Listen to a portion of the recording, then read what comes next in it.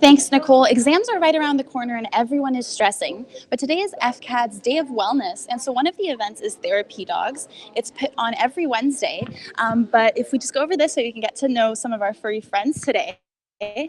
So I have here Claude and his dog Bailey. Hi, good Hi, morning. Claude. How are you? Good. How are you? Good. So how did Bailey become a certified dog? Well, I noticed that Bailey was really good with people, and he had a sort of a natural personality, if you will, kind of friendly demeanor, and he would pretty readily go up to any stranger and look for affection. So that seemed to me to be a perfect candidate to be a therapy dog. So when I was where I was working, they brought in some therapy dogs, sort of like this one day. And I talking to people, and I thought, oh, we'll give it a try.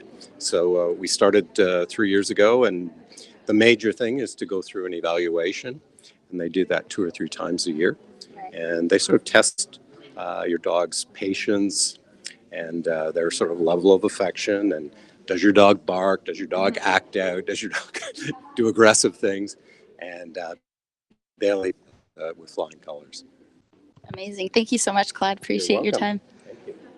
And we're just going to move right over here to another furry friend. And so we have with us Aaron and his dog Benji. I'm just going to come around here. Hi. How are you guys today?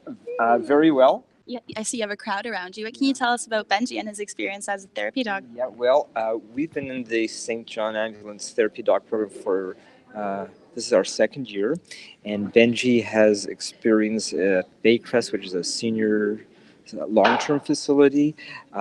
He goes regularly to Sick Kids and regularly to Ryerson, and he really enjoys like it's this is a big treat for him. Yeah. And so he's really he's always been very affectionate by here at Ryerson, and he gets to know quite a few students, many of whom return from week to week. So it's been a good experience for everybody. Right. And so why is it so important for students to have access to a session like this? Well, from what the students say, and from what I think everybody who comes in contact with a therapy dog, it definitely makes them feel a lot more relaxed. Some students have gotten very emotional just looking at Benji. We had a few students who felt like crying at the time. There are just some students who just say they feel stressed, whether it's exams or other things going on in their lives.